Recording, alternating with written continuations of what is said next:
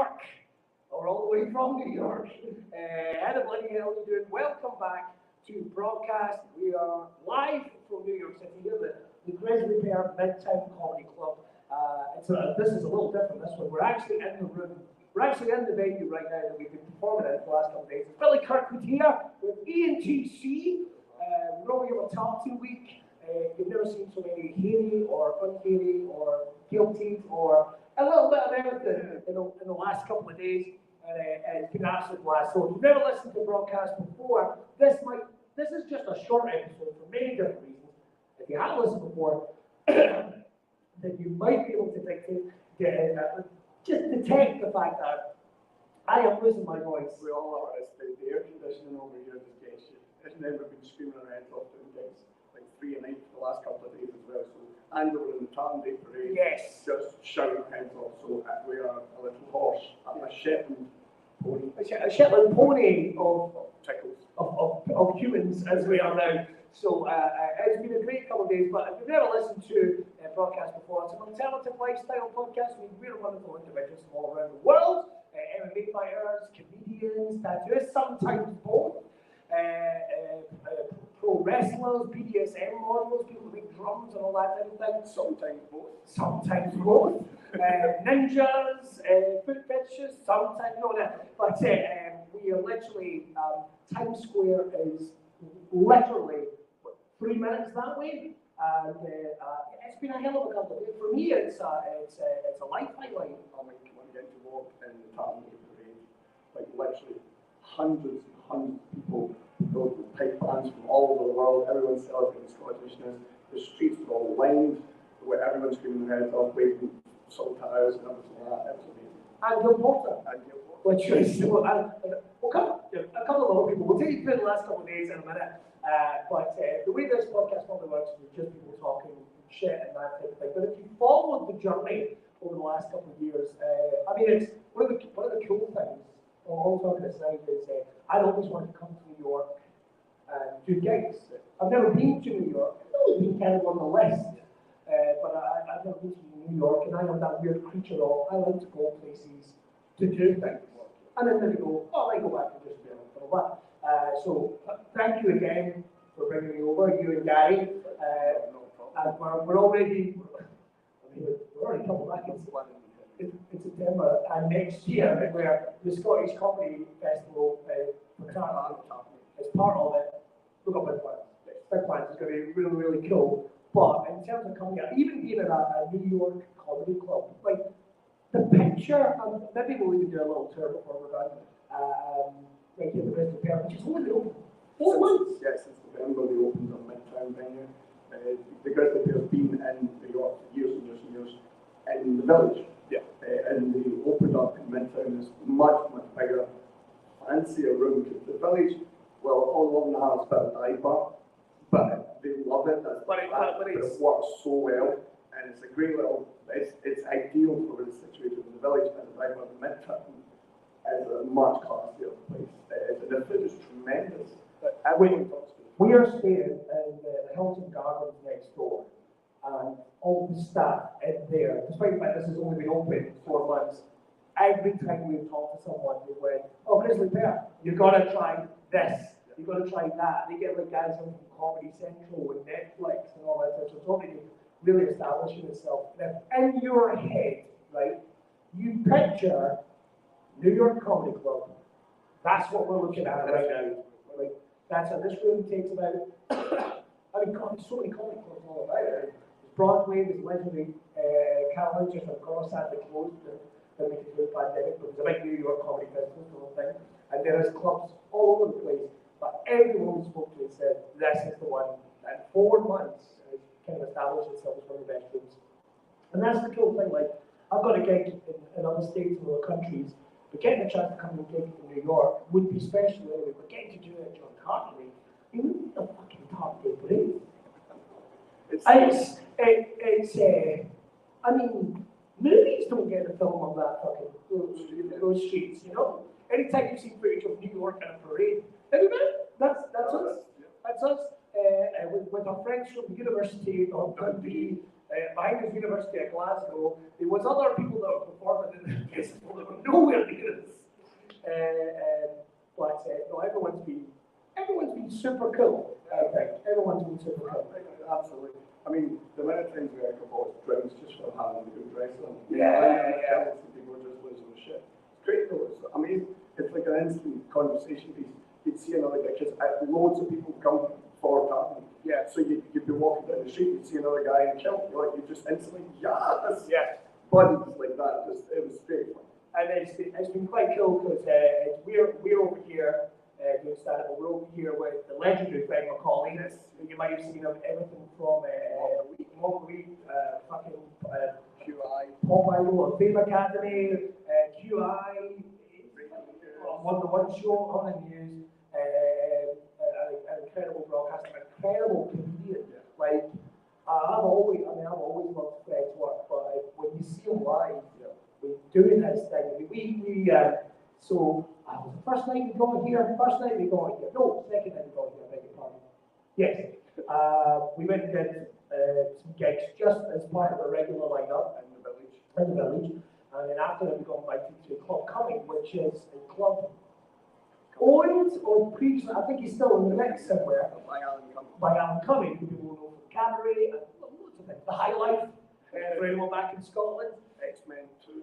X-Men 2. I thought it was really good Nightcrawler. It was great Nightcrawler. I thought it was a good job.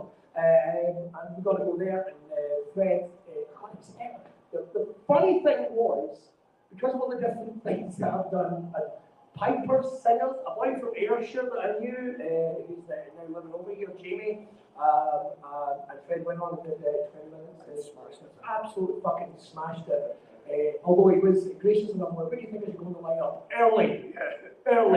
This is starting at 11:30 at night, early, because this is what Friday night. On a Friday night. Tartan week in New York. People are already pretty fucking drunk, you know, and that was surreal to get to go there, because that's incredible, and it's tiny. It's tiny, but it's doing events all week as well. Yeah. So there's Mama Ross is over, she's doing a thing today. From Ross Bagels, they're on today doing a special kind of brunch thing, which is really cool. But then it's singers and songwriters, trios and all that kind of stuff, all just loving Scotland and pouring out love, singing old-fashioned songs and stuff. It was kind of like the most high-class wedding you'll ever have been to. It was that kind of that nuts vibe, like an old Scottish traditional wedding with celebrities. It was kind of nuts. So. It was very cool, and even John McMustard from Colonel Mustard and the John 5 was over doing so. No, it's been really cool. And I know people going like, you're just humble bragging about it. Oh no, I'm just excited to be there. We're just excited. We had a great time, and it was nice to just be there and just be hanging about and just talking to people. So, but the experience has been. The cool thing is about New York is you hear about how New York is, and without being maybe a little longer than the truth, what have you, it was exactly what I expected in terms of like you dial in, like you kind of got the dial in straight away. Like it goes at a pace. It's like Edinburgh Festival. Yeah. All the time. All the time. I think like start, everyone's packed in, everyone's in a rush. You know, they're all going in every direction, and the tourists stopping like this everywhere. Yeah. So you need to be on your game when you're walking about New York. And you will walk around the corner and then go, oh shit, that's, you know, you suddenly you get out of nowhere. The mad thing is, like in our hotel we stayed in, literally across what a skyline, what here we go. It's like a roof of a building just across this, and the pyramids are like, how many fucking movies is that? Like, how many? And then we were walking back the other night, and we found that basketball court. It's in every fucking movie in New York. Everything from Coach Carter to Daredevil. And every movie. Could even be the one from or the one the Matrix fights were based on, if you remember that, one with Agent Smith. No, I don't know. I meant based on, but it's the one. Everyone I think is, as opposed to the one. And it's weird as well, because New York's got this thing, there's so many celebrities live here, they just walk about me in the way. Oh yeah. Just on the way back here, we saw this singer from Talking Heads, just cycling around, just cycling about, because he's a crazy cyclist. He love cycling to New York, and we're like, oh, experience. You know, just that kind of stuff. You don't expect it. You just turn the corner and like, oh. I mean, so that's really cool. Yeah. And in terms of the comedy experience, it's been cool. I mean, we're as well as us and Fred McCauley, we've got to meet John Doherty over here. Now, John started comedy here. He's from Glasgow. We started comedy here, which is cool. My old mate Ronnie McInnes from back in Glasgow is an established actor on the New York scene, involved with Scott Fest as well in Oklahoma. It's a movement thing. It's a movement thing. It goes to different stages. Yeah. Basically, it's like a festival of Scottishness, and they go around about with bands and touring comedians and things like that, all over Scotland as well. So that's cool. Yeah. So it looks like we're going to be involved with that, which is exciting. And it was cool to hang out with Roddy for all this time. We're going to see a couple of other comedy clubs and a couple of other people working Broadway. And we were going to go to some other ones.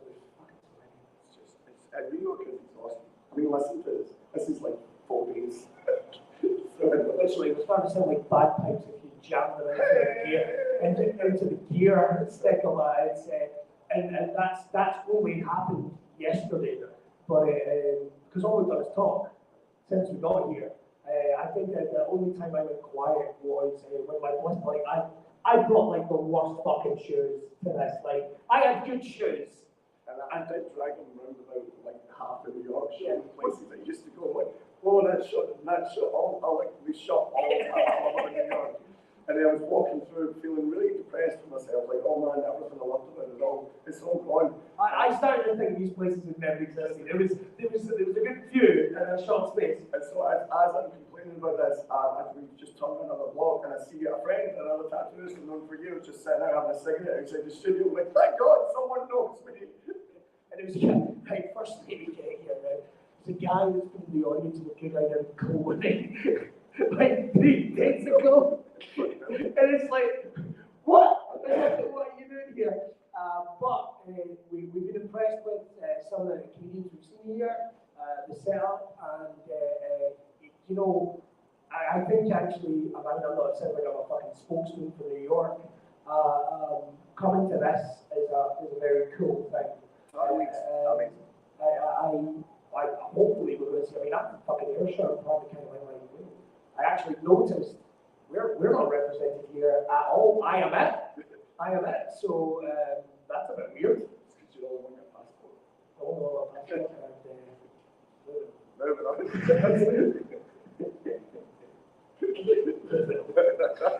But remember, if you want to raise your complaints, you want to really please invest in it. Don't fuck yourself.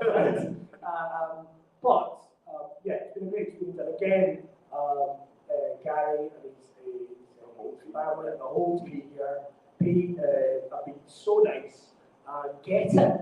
Like, that's like, no one's ever went like, oh, it's meant to be this, and it's going to be this. It's kind of like, no, we're starting here, and we'll see we're going to see where this goes, and that really relaxes you.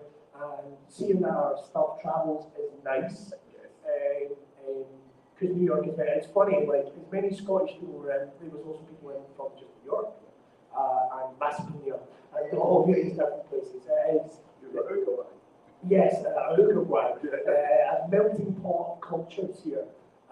But people are chilled out. I kind of compared it to it's a kind of Glasgow mentality. Yeah, it's like a big Glasgow. It's good. And it has, by the admission people lived here, softened a little bit in the last couple of years. So it's probably a little more kindly. Don't get me wrong, every now and then you will go around the corner and go, oh, there's a woman taking a piss in the middle of the street, and you go, oh, Scotland!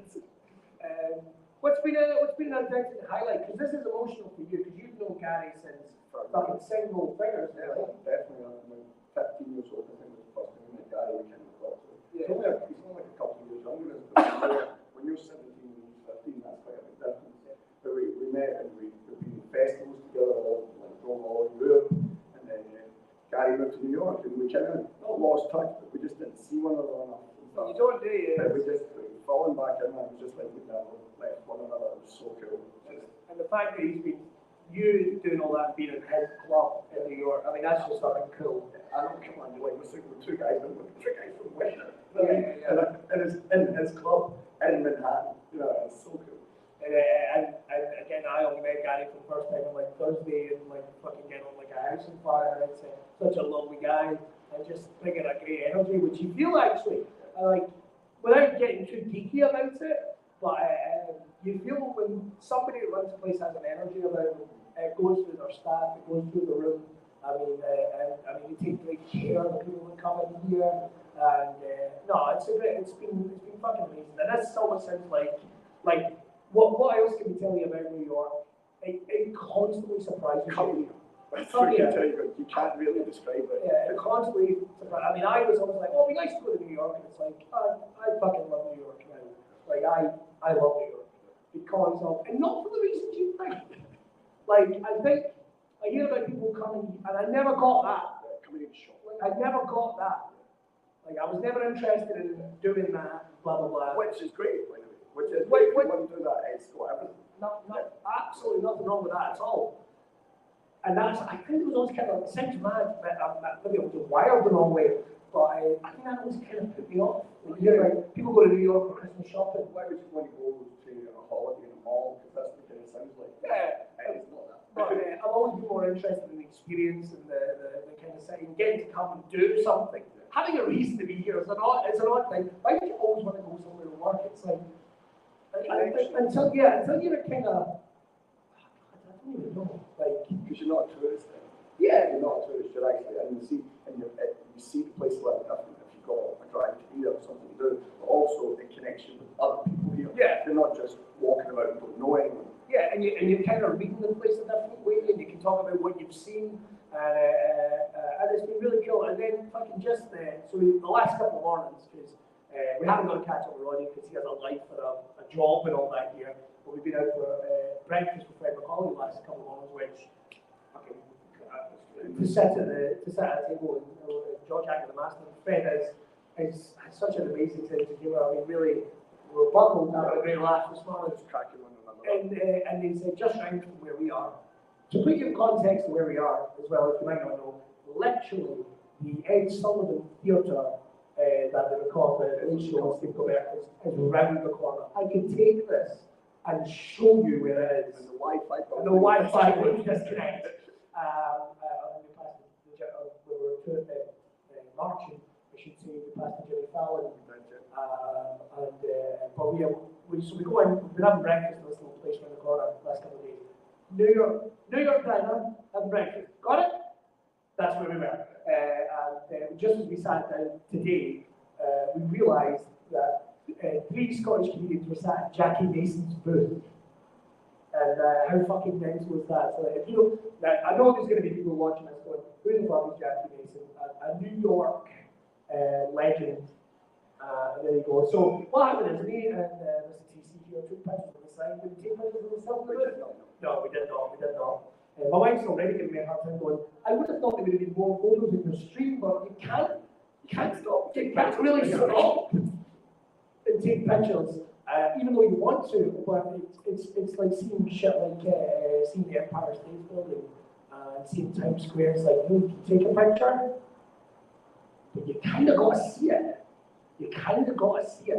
And no, it's been awesome. And the first day where we got to go, like, we're walking around for like 5 hours, and we're going to see so much of the city, so much Chinatown. all the way from Chinatown. We walked from Midtown Manhattan all the way down to Chinatown. You saw the bridge from Home Alone 2, where the pigeon lady rescues Kevin from the wet bandits. They go by there and get a picture a little for you. I don't understand. Of all the tourist attractions for this, I don't understand there's not a statue of Nurse Duffy. At least a plaque. At least a plaque. Something. Covered in feathers. No, I think our plans is might catch up with some people this afternoon. We're going to go a little wander again, probably around the city, get a drink, get whatever. Probably get some ice cream or something for our throats. Otherwise, I think it's going to be a hard shift. That's a weird one talking in the way home. Everything's going to be done by 9 or nothing. That's it. And for what it's worth, right? Getting in via Dublin, which is where we flew from. When we saw Gabriel Byrne. When we saw Gabriel Byrne. If you don't know what Gabriel Byrne is, he's a close friend of Jackie Mason. It's what a double act. What a double act. What a double act. An Irish actor and a Jew from New York. Who knew? And Jackie Mason's daughter literally runs a club just across the road. Another club, like 3 monkeys. We're not joking. In this street. Broadway is there about a block and a half down. In the same block, there were the 3 monkeys directly across the road, maybe 250 yards up the road. It's like insane. Now, I can feel people back home going, you can't be close to one street. Oh shit. All packed. Which you would only get here. Because I think Ronnie said something mental, it's like 43,000 people per square mile or something like that. Probably even more than that. So think of that. That's basically Hamden every quarter mile. So it's fucking crazy. Although we didn't see fucking No, I'm not talking about. No, we're not talking about. We saw somebody, to put it in context, we saw one of the most hated politicians in Scotland and the UK.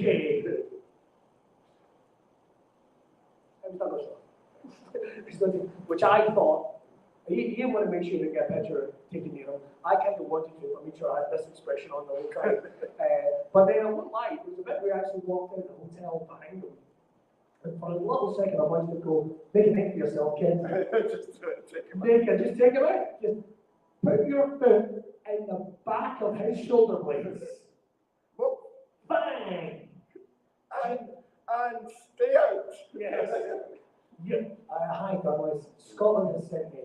You have to stay here. I was about to say, the good people of New York have done nothing to constitute that. But you know what? Even all that kind of aside, there's loads of people from loads of different things represent Scotland, and as much as a contentious figure and all that kind of stuff that we see here, but it's still there. But so was Angus Robinson from that kind of made up. And the heavy in Baker, I should say, and your there was sort of people represent Scotland from all over. There's Hindis and Sikh pipe. They were fucking amazing. Awesome as well. Amazing. Canadians, full monkeys with kilts on, the full kind of, there was US Marines all kilted up, there was NYPD were represented, no Ireland. And it was just amazing. It was like, honestly, it was just this outpouring of just love for Scotland. It was great to see a Scottish parade without anybody in a bowler hat for once. That was quite nice. There was a couple of parades in Scotland I'm very happy about. There was a couple that I'm not. A couple we could miss. But this one was just unbelievable. Great. Right. But look, we're not just going to sit here and review New York again. Which we could for hours. We could keep going. We're not told you half of what happened. Half of what happened, but maybe that's a podcast for another time. Or maybe I'll be on the run up to next year. With Scottish Comedy Festival. That's part of the podcast, and we'll just who knows? But we'll work it all out. Maybe we'll get even JJ to come over and be in the parade or something. All the bearded Scots. Imagine that fucking they had to extend it by a couple of miles. Yes, that would be something to see. Yeah. So it starts on 45th Street, but it ends in New Jersey. This is going to take us a while to get through this. Although I will say we were waiting for about 2 hours. Everyone queued up, and everyone was very patient. Everyone was very, very cool. But and then we walk. Okay.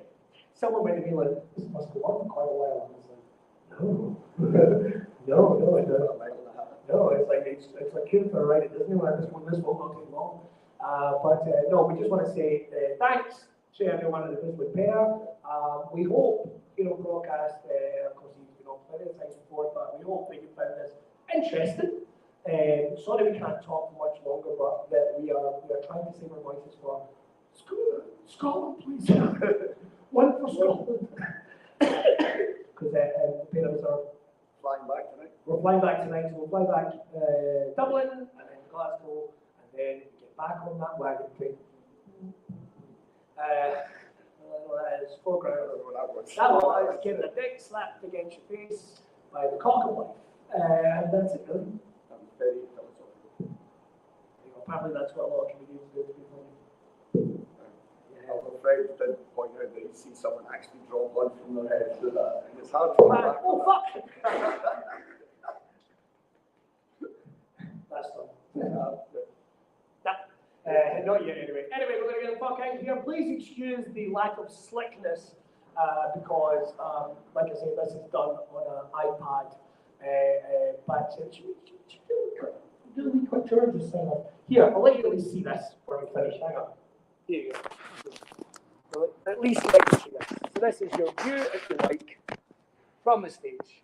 So there we go. And through there is Midtown. And here's the disabled arm. We put in for me because I'm old. Yeah, it'll be someone's thing. Oh fuck! It moved. How dare you? Right, I'll see you fuckers at home. Have yourself an absolutely great time. I'll see if I can sign off. Yes, I can. Bye.